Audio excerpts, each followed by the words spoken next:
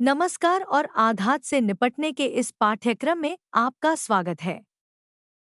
आघात से उबरना ऐसा काम नहीं है जिसे किसी को अकेले ही करना पड़े। सामाजिक और पर्यावरणीय सहायता प्रणाली उपचार प्रक्रिया में महत्वपूर्ण भूमिका निभाती है। सहायक मित्रों, परिवार और सुरक्षित वातावरण की उपस्थिति लक्षणों को प्रबंधित करने और अधिक जुड़ाव महसूस करने में महत्वपूर्ण अंतर ला सकती है। यह अध्याय पुनर्प्राप्ति में सामाजिक समर्थन के महत्व, उपचार यात्रा में प्रियजनों को कैसे शामिल किया जाए और पुनर्प्राप्ति के लिए सहायक वातावरण बनाने के तरीकों की खोज करता है। सामाजिक समर्थन लोगों को आघात से उबरने में मदद करने वाले सबसे महत्वपूर्ण कारकों में से एक है। दूसरों से जुड़ाव महसूस करना अकेलेपन की भावनाओं को कम करता है, अनुभवों को मान्य करता है और भावनात्मक आश्वासन प्रदान करता है। यह व्यक्ति को अधिक स्थिर महसूस करने में भी मदद करता है और दैनिक चुनौतियों से निपटने में व्यावहारिक मदद प्रदान करता है। सामाजिक समर्थन कैसे मदद करता है? अलगाव की भावनाओं को कम करता है। आघात लोगों को अलग-थलग महसूस करा सकता है, लेकिन यह जानना कि कोई उनके साथ है, उस अकेलेपन का प्रतिकार कर सकता है। भावनात्मक आश्वासन प्रदान करता है। मित्र और परिवार आराम, मान्यता और समझ प्रदान कर सकते हैं, जिससे अपराध बोध या शर्म की भावनाएं कम हो जाती हैं, जो अक्सर आघात के साथ होती हैं। लचीलापन बढ़ाता है। एक सहायता प्रणाली होने से भावनात्मक शक्ति का निर्माण होता है, जिससे आघात से संबंधित चुनौतियों का सामना करना और चिकित्सा में भाग लेना आसान हो जाता है। शोध से पता चलता है कि मजबूत सामाजिक समर्थन वाले लोगों के आघात से उबरने की संभावना अधिक होती है, क्योंकि वे अपने रिश्तों में अधिक सुरक्षित और अधिक समझे जाने वाले महसूस करते हैं।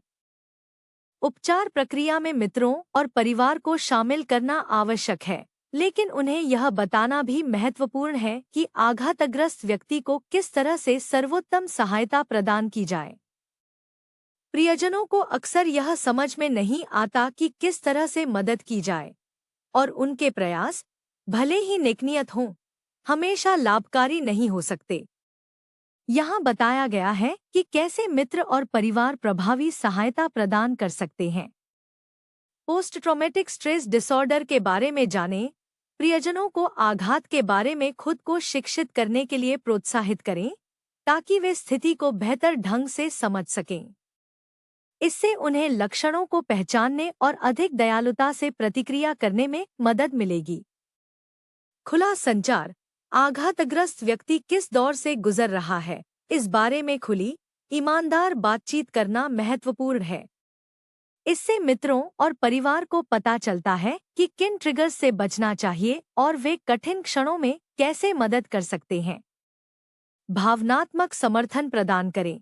कभी-कभी मदद करने का सबसे अच्छा तरीका सिर्फ सुनना होता है। प्रियजनों को समाधान बताए बिना वहां रहने के लिए प्रोत्साहित करें, जिससे व्यक्ति बिना किसी निर्णय के अपनी भावनाओं को व्यक्त कर सके। धैर्य रखें और सीमाओं का सम्मान करें। आघात से उबरने में समय लगता है, और दोस्तों और परिवार के लिए धैर्य रखना महत्वपूर्ण है। जब आघात से पीड़ित व्यक्ति को जगह की आवश्यकता हो, तो प्रियजनों को सीमाओं का सम्मान करना चाहिए और उन पर बात करने या ऐसी गतिविधियों में शामिल होने के लिए दबाव डालने से बचना चाहिए जिसके लिए वे तैयार नहीं हैं।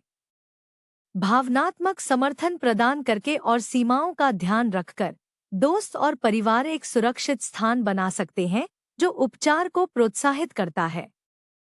सहायक वातावरण वह होता है जो सुरक्षा को बढ़ावा देता है, तनाव को कम करता है और रिकवरी को प्रोत्साहित करता है। हम जिस वातावरण में रहते हैं, उसका शारीरिक और भावनात्मक दोनों रूप से हमारे दैनिक अनुभव पर बहुत बड़ा प्रभाव पड़ता है। यहाँ उपचार का समर्थन करने वाले वातावरण का निर्माण करने के कुछ तरीके दिए गए हैं। शारीरिक आराम और सुरक्षा बनाएं। आघात से पीड़ित व्यक्ति के लिए अपने भौतिक परिवेश में सुरक्षित महसूस करना आवश्यक है। सुनिश्चित करें कि घर एक शांत, स्वागत करने वाला स्थान हो। इसे तेज आवाज या संभावित ट्रिगर से मुक्त रखें और इसे एक ऐसा स्थान बनाएं जहां व्यक्ति सुरक्षित महसूस करे। स्वस्थ दिनचर्या को बढ़ावा दे। मानसिक स्वास्थ्य का समर्थन करने वाली नियमित दिनचर्या को प्रोत्साहित करें, जैसे कि स्वस्थ भोजन, नियमित व्यायाम और लगातार नींद के पैटर्न। ये दिनचर्या संरचना बनाती हैं और अप्रत्याशितता को कम करने में मदद करती हैं, जो आघात के लक्षणों को बढ़ा सकती हैं। सामाजिक संपर्क को प्रोत्साहित करें।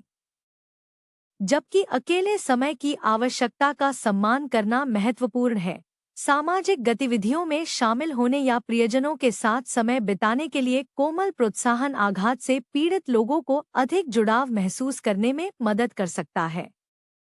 यह उन्हें टहलने के लिए आमंत्रित करने या परिवार के साथ भोजन जैसी कम तनाव वाली गतिविधि में भाग लेने जितना सरल हो सकता है।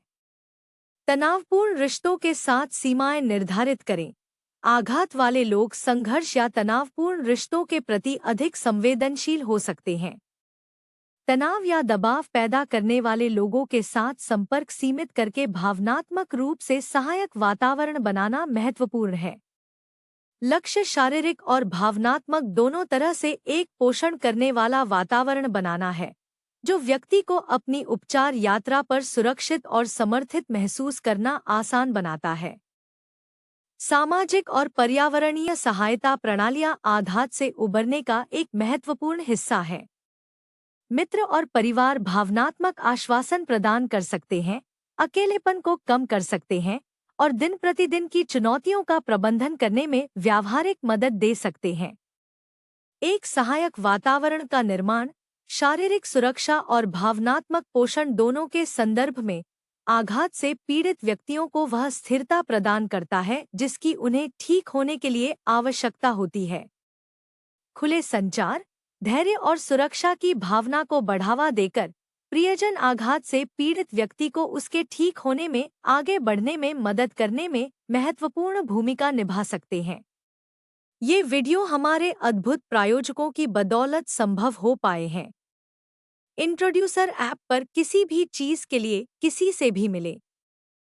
चाहे आप दोस्त, रोमांस या कुछ और ढूंढ रहे हों, इंट्रोड्यूसर आपके लिए है।